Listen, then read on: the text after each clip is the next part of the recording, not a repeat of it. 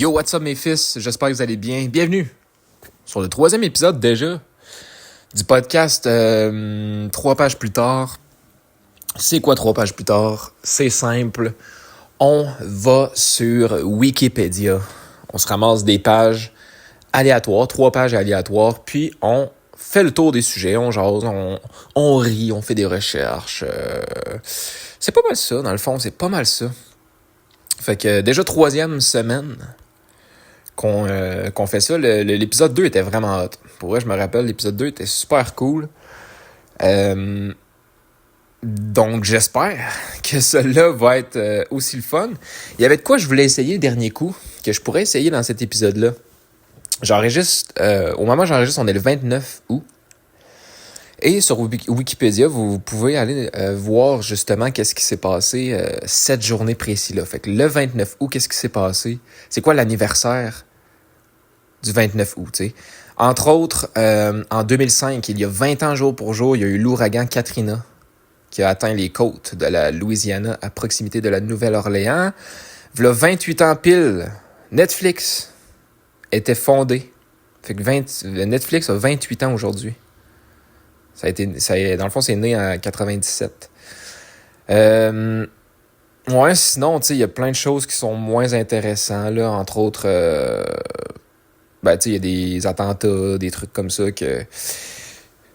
des trucs de guerre politique, beaucoup, évidemment. L'élément chimique 109, le métnérium, est synthétisé pour la première fois en 1982, soit 43 ans.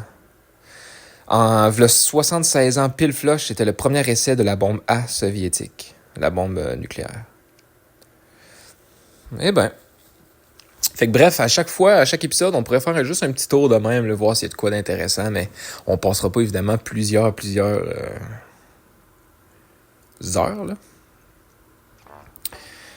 Mais en gros, c'est ça, on est prêt à commencer. Fait qu'on va y aller avec le premier article, c'est parti. Oh boy, réplique. C'est quoi ça? Réplique. Je suis tombé sur la page réplique, qui est de la sismologie.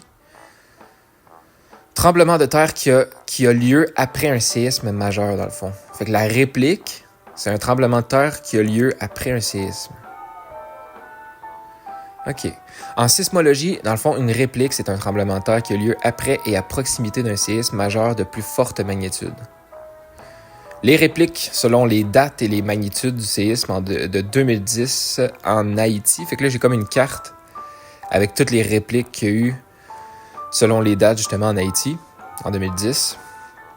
La rupture principale provoque une modification du champ de contraintes régionales qui induit des ruptures secondaires de moindre énergie, mais qui peuvent aggraver certains dégâts et compliquer la gestion de crise et le travail des secours quand il est nécessaire. La loi d'Omori décrit la décroissance du nombre de répliques au cours du temps.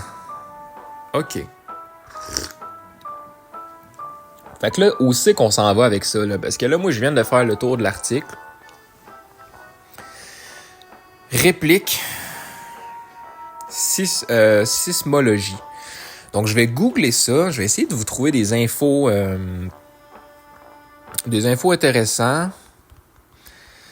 En lien justement avec ça, peut-être avec des séismes.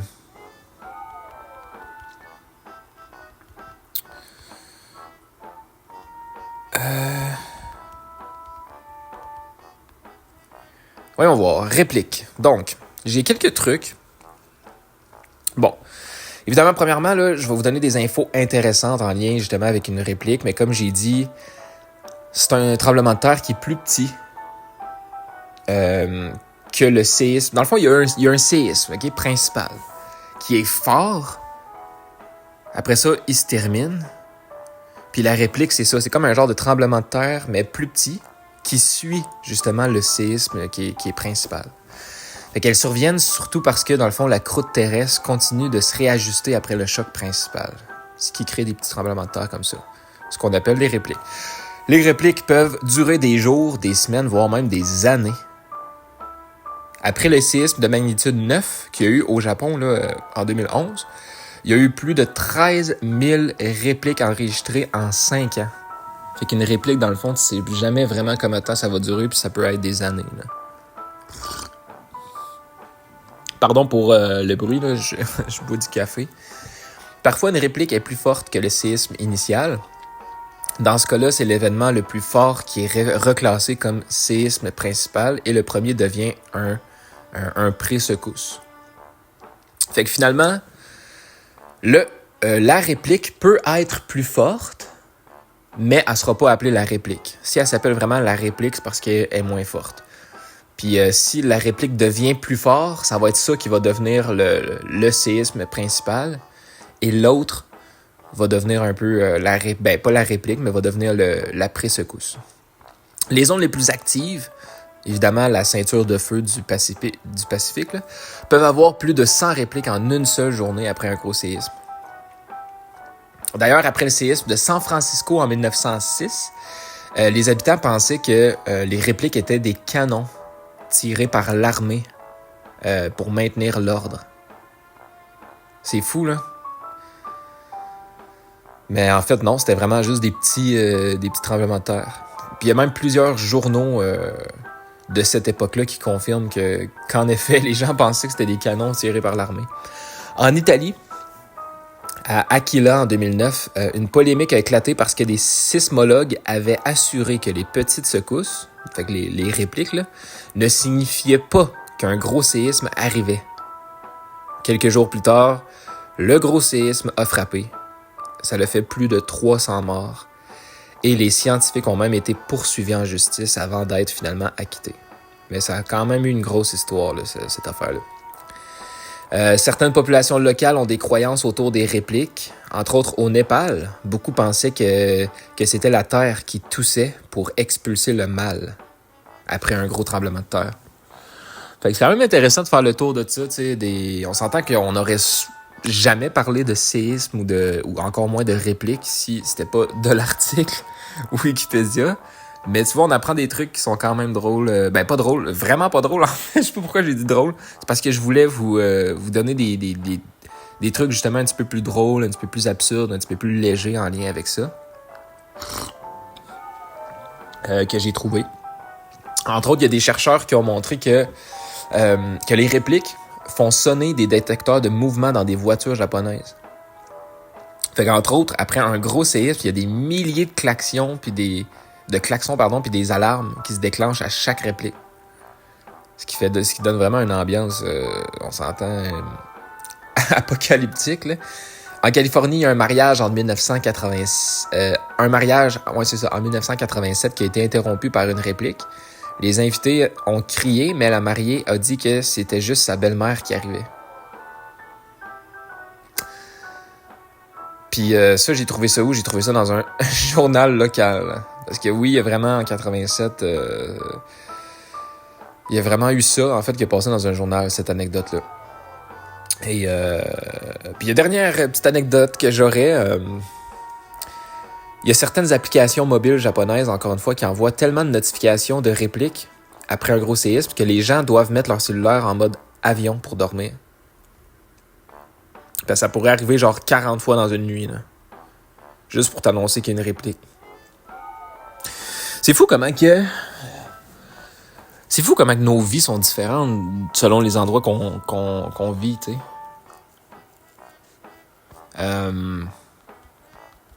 Je vais essayer d'en trouver d'autres parce que pour vrai, c'est quand même intéressant puis on parle pas souvent de ça. Je pourrais vous parler du séisme de Sumatra qui a eu lieu en 2004. C'était une magnitude là, de 9.1, ce qui est énorme. Ça a causé en fait...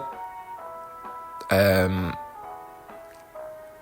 a causé genre un tsunami. C'est ça, je cherchais un tsunami qui était vraiment mortel, là. Puis ça a généré tellement de répliques, en fait, que certaines répliques se sont produites de l'autre côté de la planète. Des sismographes en Alaska et même en Islande ont détecté des mini-répliques induites. C'est fou, hein? Sinon, en moyenne, la plus grosse réplique est d'environ 10 fois plus faible que le séisme principal. Mais comme l'échelle de Richter est logarithmique, ça peut quand même être énorme, pareil. Fait qu'entre autres, là, après un séisme de 8, une réplique de 7 reste catastrophique quand même, tu sais. Puis il existe une loi empirique appelée la loi d'Omori, comme j'avais mentionné un petit peu plus tôt, qu'elle a prédit que les fréquences des répliques diminuent avec le temps, mais disparaissent jamais totalement.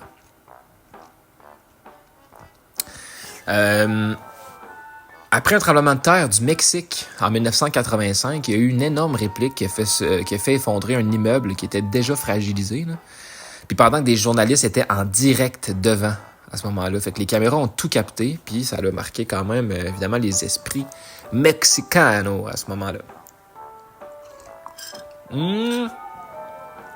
En Nouvelle-Zélande, en 2010-2011, la ville de Christchurch a été frappée par une série de séismes et de répliques tellement rapprochées que les habitants appelaient la ville « The City That Never Stops Shaking », la ville qui n'arrête jamais de trembler.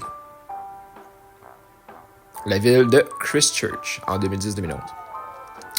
Au Chili, certains habitants ont pris l'habitude de dormir dans des tentes dehors plusieurs semaines après un séisme, non pas à cause du séisme principal, mais à cause de la peur des répliques. Bon, on a fait le tour des répliques, là. J'aurais vraiment 3 autres petites histoires drôles, absurdes, qui est pas vraiment drôle, absurde, mais c'est ce que je peux trouver là, en lien avec ça. Mais après le séisme de Los Angeles, en 1994, il y a une réplique qui a déclenché la panne de courant la plus massive de l'histoire de la ville. Il y avait des centaines d'appels qui étaient affolés au 911 parce que les gens voyaient en fait la Voie lactée pour la première fois. Puis ils pensaient que c'était une menace inconnue dans le ciel. Mais c'est juste parce que la ville était sombre. C'est crazy, man, les gens de la ville. Les gens des grandes villes qui n'ont jamais sorti, là. Dans certaines zones sismiques, les bars servent des cocktails appelés l'aftershock, qui est un clin d'œil évidemment aux répliques. Au Japon, il existe même une marque de bière limitée qui est sortie après un séisme, qui a été nommée l'afterquake.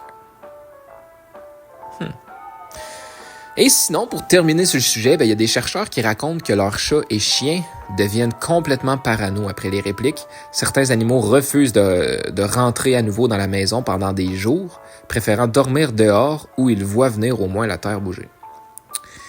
Fait que c'est vraiment ce qu'on a fait le tour, là, je pense, des répliques, des répliques. Mais pour vrai, je connaissais pas le terme réplique. Je suis vraiment content d'en avoir justement appris un petit peu plus là-dessus, puis j'aurais jamais lu là-dessus autrement, fait que c'est ça qui est la beauté je trouve du podcast en fait. Alright, le deuxième, on arrive sur le phare de Sabine Point, qui est un phare américain. OK. Le phare de Sabine Point.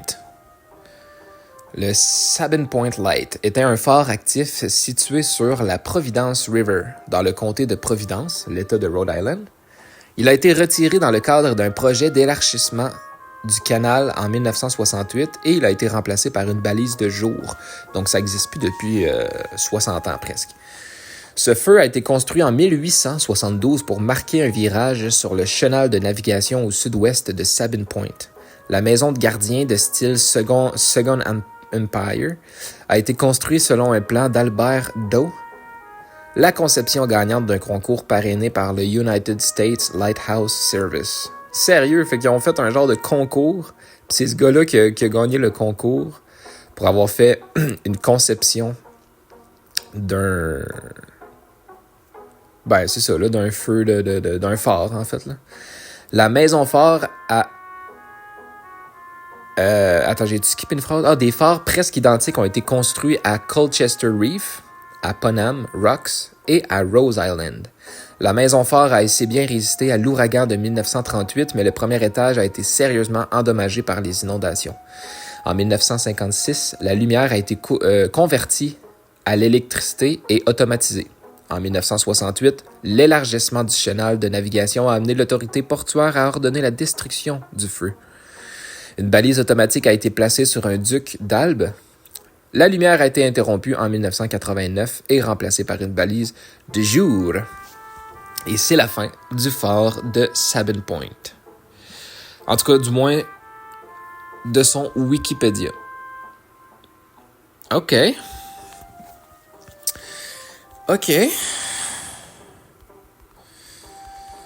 Je vais essayer de voir si il n'y aurait pas des faits intéressants là-dessus, des recherches, évidemment, qui ne seraient pas nécessairement sur le Wikipédia, mais qui peut être quand même intéressant. À l'origine, le gardien était également en charge du Bécon, remplacé en 1876 par celui du Bullock's Point Light. Le phare était équipé d'une lentille de Fresnel de 6e ordre avec une portée de 6,5 miles nautiques. Donc, la lumière atteignait jusqu'à 12 km et émettait une lumière rouge fixe. Elle était haute de 11 mètres. Comme j'ai dit, elle a survécu à l'ouragan de 1938, même s'il y a eu des inondations qui ont endommagé sévèrement le premier étage. La femme du gardien, elle s'appelle Annie Whitford. Elle a été emportée 3 fois par les flots. Mais elle a réussi quand même à rester en poste et à maintenir le phare allumé toute la nuit. Mais à 3 reprises, elle a été emportée. Puis elle a survécu à chaque fois. Une touche plus douce de vie familiale. 2 des filles du couple ont été mariées et l'une d'entre elles a épousé même le fils du gardien du Warwick Light. Donc, il y a la fille d'un gardien d'un des phares qui a marié le fils d'un gardien d'un autre phare. En tout cas, bref, c'est quand même cocasse là, comme anecdote. Puis c'est ça, le phare a été électrifié et automatisé en 56, puis en 68, ils ont été démolis. En fait, ils ont incendié et ensuite démoli là, le restant. Puis une balise automatisée a été installée, mais elle-même a été retirée aussi en 89, remplacée finalement par un simple feu diurne. Un récit émouvant nous vient de seacoastnh.com. John Whedon, gardien en poste dès 1875 pour 36 ans, avait transformé la maison phare en un foyer chaleureux et artistique, avec du mobilier fait maison, des instruments de musique et des souvenirs de naufrage. L'histoire de la fille Myrtle Whitford offre une note charmante. Ses rendez-vous amoureux nécessitaient d'être rameurs jusqu'au phare, et selon ses mots, elle disait « Je finissais toujours trempée ». Elle s'y est mariée en 1932 dans le salon du phare, entourée d'une 50aine d'invités arrivant en bateau. La cérémonie fut célébrée par la sonnerie de la cloche à brouillard et le couple partit au milieu des confettis flottants, escortés par les sirènes de vapeur. Alright, c'est une magnifique histoire.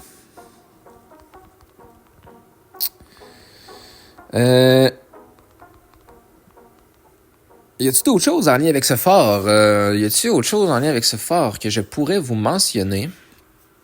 Écoute, on pogne des trucs intéressants, certes, mais qu'il n'y a pas beaucoup d'infos. J'aurais d'autres trucs, là, justement, à propos de ce phare-là. Il y a le Congrès des États-Unis qui a alloué en mars 1871 la somme de 42 000 $ pour financer la construction du phare afin de sécuriser un virage dangereux dans le chenal de navigation vers Providence. Il a été mis en service peu après, en novembre 1872, sur une fondation en granit. John Whedon, comme j'ai dit, qui a été gardien à partir de 1875, pendant une trentaine d'années, il a transformé évidemment cette maison phare en véritable havre de créativité avec des meubles faits maison. Fait qu'il y a des bibliothèques, buffets, un salon aéré animé par un orgue, un violon, une guitare, des décorations raffinées, des broderies, des souvenirs de naufrage. Bref, il a fait vraiment un univers chaleureux au milieu des eaux.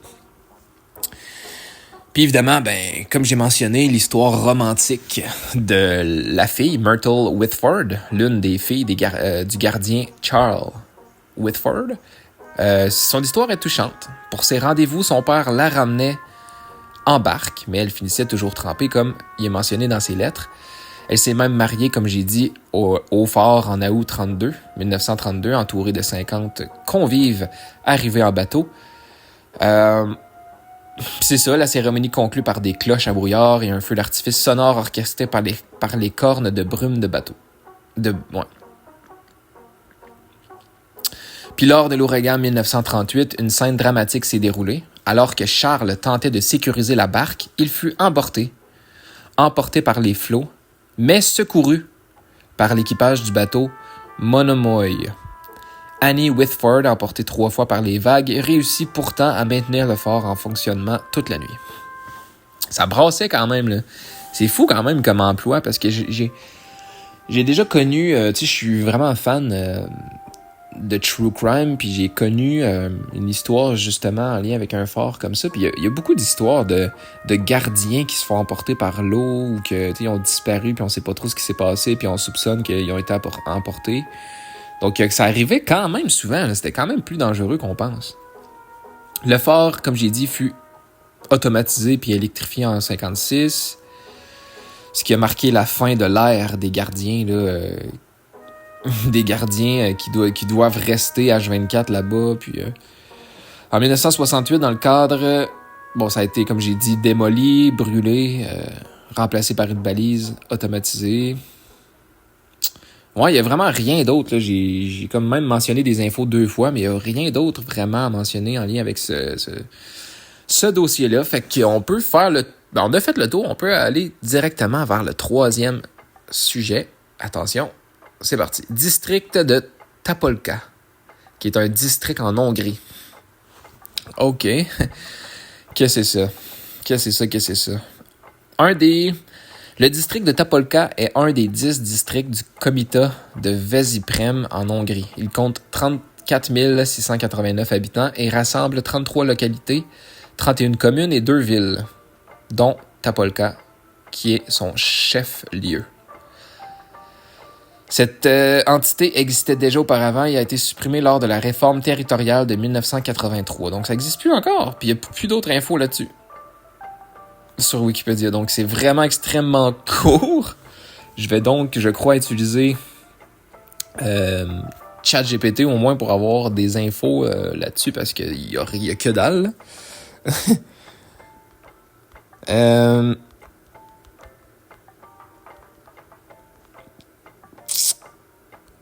OK. Fait qu'à date, on va avoir parlé quand même de sujets, encore une fois, assez très différents. Là. Les 3 quand même. Mais ouais, j'ai quelques trucs. Dans le fond, le district de Tapolca couvre environ 540 km², compte plus de 34 000 habitants selon le recensement de 2011. Il est entouré par plusieurs districts, évidemment, puis comprend 33 communes, dont la ville de Tapolca. La ville de Tapolca a environ 16 000 habitants. C'est la plus importante du district. Elle est nichée dans un bassin volcanique entouré de collines basaltiques, vestiges d'anciennes coulées volcaniques sur les sédiments du bassin pannonien. Le terme Tapolca pourrait venir du hongrois ancien, qui signifie un lieu élevé, ou ça peut venir de Toplica, qui veut dire source chaude, un indice de la présence d'eau thermale. Découverte en 1903 durant des travaux de forage, la grotte Lac est ouverte au public à partir de 1912. C'est une cavité karstique de plus de 3 km en partie navigable en barque depuis 1937. Protégée dès 1942 et strictement défendue depuis 1982, elle est remplie d'eau karstique en fusion avec des sources thermales sculptant la roche sans produire de stalactites, mais d'autres formations comme coraux de grotte et cristaux d'aragonite. L'air homogène, humide. L'air, oh my god, 100% d'humidité. L'air est homogène, 100% d'humidité. Elle est aussi riche en calcium, environ 20 degrés Celsius, et elle est utilisée dans des soins respiratoires dans le prolongement de l'hôpital local. Un petit poisson, le temps chaud courant, se trouve dans cette atmosphère. La légende locale veut que l'apercevoir exauce un vœu. OK. Sinon, patrimoine, musée et ambiance romantique. Il y a quelques trucs à dire là-dessus. On va poursuivre ça après ça avec paysage volcanique et excursions environnantes. Histoire ancienne, moderne, évolution. Patrimoine juif en mémoire. Transport, gastronomie, spécialité locale. Puis après ça, ça va être pas mal ça, là. Fait qu'on continue avec patrimoine, musée et ambiance romantique. Malomto, qui est le lac du Moulin. C'est un charmant étang au cœur de la ville, romantique et très fréquenté, notamment durant les événements estivaux en juillet à août, donc à ce moment même où j'enregistre. Le musée de l'école, installé dans l'ancienne maison du chantre, abrite la plus grande collection pédagogique de la Transdanubie. Bref. Le jardin des ruines sur la colline de l'église rappelle le passé médiéval avec les vestiges du château et de ses fortifications. Honnêtement, ça doit être magnifique. La région est marquée par un environnement volcanique exceptionnel. Le Sobank, le Zent Gheorghi, ainsi que le célèbre Badacsony, avec des châteaux, des sentiers viticoles et des vues spectaculaires sur le lac Balaton. Plusieurs villages pittoresques parsemant les collines volcaniques du bassin. Il y a le célèbre lac Balaton, justement surnommé la mer de l'Hongrie, qui est facilement accessible depuis Tapolca, à 14 km, offrant baignade, panorama et détente. L'Eco-Trail permet de découvrir la faune et la flore locale tout en profitant de vues panoramiques et de panneaux didactiques. On achève. Le bassin de Tapolca est habité depuis les néolithiques avec des traces culturelles depuis le millénaire avant Jésus-Christ, en tout cas. Les Romains ont installé des routes et infrastructures visibles encore aujourd'hui. Plus tard, au Moyen-Âge, Tapolca devient un centre administratif, de péage, de perception fiscale et judiciaire, notamment sous l'influence des Chartreux. Au 14e siècle. Conquise par les Turcs. Au 16e siècle, contrôlée par les évêques de Vesprem. Au 17e siècle, elle se transforme en marché fortifié jusqu'à l'époque moderne. Le 19e siècle voit une diversification grâce à la viticulture, l'arrivée du chemin de fer, l'éclairage électrique, l'hôpital et la découverte de la grotte. En 1966, Tapolca retrouve le statut de ville et devient le centre du Bauxite avec urbanisation, usine et développement culturel. Il reste juste 2 points à voir, après ça on finit, on arrive sur des faits intéressants ou drôles, whatever, en lien avec ça, qu'est-ce qui s'est passé à ces endroits-là, etc. Puis après ça on finit. La communauté juive s'est développée au 19e siècle, inaugurée en 1863, école juive, association funéraire affiliée au mouvement néologue en 1868. En 1944, durant l'occupation allemande, les Juifs furent confinés en ghetto, déportés à Auschwitz. Après-guerre, quelques survivants revinrent. Un mémorial fut érigé, mais aujourd'hui, la communauté n'existe plus. Aujourd'hui, une société de préservation du patrimoine œuvre pour rénover l'ancienne synagogue en un centre culturel, restaurer les caves Lessner et poser des Stolpersteine, qui est des pavés de mémoire en mémoire des victimes juives. Là, on arrive dans la catégorie de transport. Tapolca est desservi par plusieurs lignes ferroviaires. Ainsi, il y a Zeke Sferava Tapolca, qui est la ligne 29, puis il y a aussi la Tapolca Yuk, qui est la ligne 26, intégrée au réseau national magyar. La ville reste un nœud régional reliant Vesprem, Keziteli et le lac Balaton. Finalement, on arrive dans la gastronomie et les spécialités locales. La cuisine locale met en valeur des produits typiques. La soupe de poisson épicé, le vin rouge local, tartinade fromagère au paprika et des pâtisseries ou beignets. Zoro Geffen. Voilà.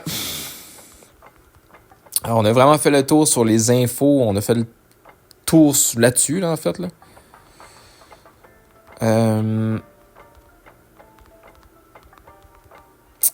Maintenant, j'embarque là, plus dans des trucs plus intéressants, mettons, là, on va dire, ou en tout cas, plus faits intéressants, mettons, plus fun fact. Comme j'ai dit, Tapolca est célèbre pour son Cave Lake, le Tavas Barlang, un réseau de grottes inondées où tu peux faire un tour en barque sous terre avec une eau turquoise. C'est vraiment un endroit unique en Europe centrale. La région se trouve au pied du lac Balaton, ce qui lui donne un microclimat particulier, des hivers qui sont très doux, des étés plus chauds, parfait pour la vigne.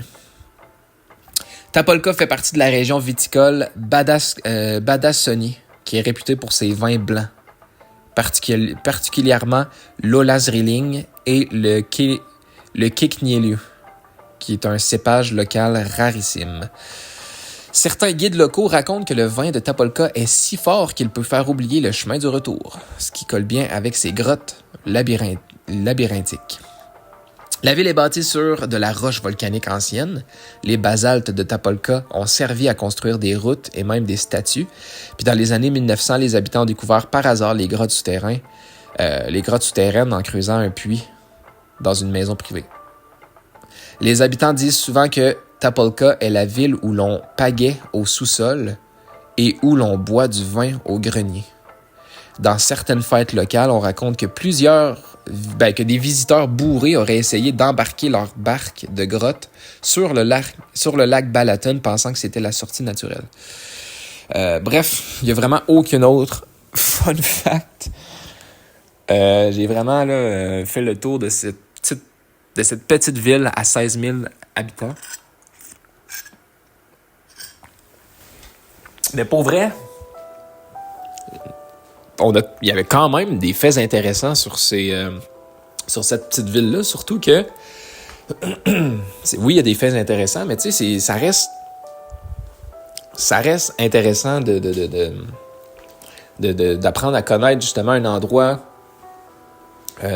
comme ça, plus underground.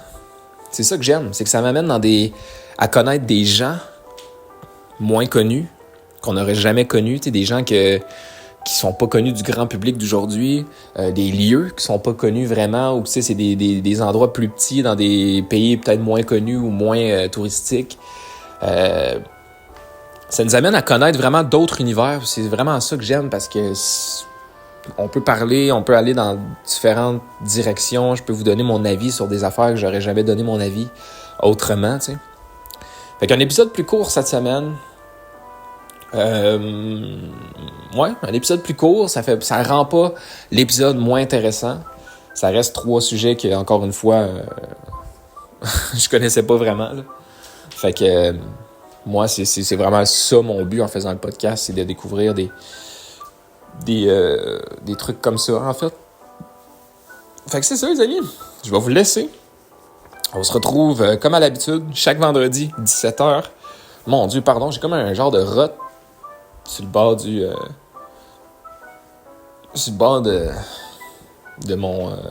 ma gorge, genre, mais je suis pas capable de le faire partir. Mais c'est ça, chaque vendredi, 17h, heure du Québec, ou sinon 23h, heure de France. Ça sort sur YouTube, ça sort sur les plateformes audio. Sur YouTube, c'est simple, tu sais, c'est un podcast audio, mais sur YouTube, il y a des sous-titres, il y a des petits montages. Tu sais, des fois, je vais mettre, mettons, des photos du village. Tu sais, la ville qu'on vient de parler, à 16 000 habitants, mais vous allez pouvoir la voir. Tu sais, au lieu de le googler, là, si jamais ça vous intrigue et que vous écoutez ça en audio, ben au moins en vidéo, vous allez le voir. Tu sais, je fais du petit montage comme ça, mais c'est très, très, très basique. Mais au moins, tu sais, ça sort sur la chaîne YouTube. Fait que c'est ça. J'ai fait le tour. Abonnez-vous à la chaîne, justement, YouTube sans adresse fixe. Parce que, justement, il y a le podcast sans adresse fixe qui sort aussi à chaque semaine. Au moment où moi, j'enregistre, on n'a toujours pas enregistré le premier épisode de Sans adresse fixe, mais ça s'en vient. Sans adresse fixe. Il y a Aucunement professionnel aussi, les entrevues qui s'en vient au moment où j'enregistre. Puis il y a évidemment 3 pages plus tard. Puis c'est ça, il y a d'autres podcasts, d'autres petits trucs qui vont arriver, mais au fil du temps. Donc vraiment suivez ça, activez la cloche de notification pour rien rater. Puis si vous écoutez ça sur les plateformes audio, ben notez le podcast, tu sais, un petit 5 étoiles, ça l'aide à propulser le podcast un petit peu plus loin, fait que à faire connaître. Puis pour la chaîne YouTube, c'est la même chose. Abonnez-vous, ça fait vraiment plaisir. On se retrouve très bientôt pour une nouvelle vidéo. En fait, il est supposé avoir de quoi qui sort sur la chaîne YouTube normalement tous les lundis, tous les mercredis et tous les vendredis à 17h. 3 pages plus tard, c'est les vendredis. Aucunement professionnel, c'est supposé être les lundis et les mercredis, c'est sans adresse fixe. Donc ça serait vraiment l'horaire normal. Sauf que là, on est au début des enregistrements. J'essaie de prendre de l'avance pour chaque podcast comme ça. Comme ça, au moins, il y a toujours de quoi qui sort. Et je me retrouve pas dans le trou, là. Donc ça, c'est vraiment le but. Mais c'est ça, on se retrouve la semaine prochaine. Donc, pour 3 nouvelles pages, encore Wikipédia. Faites attention à vous. Salut tout le monde. Ciao, ciao.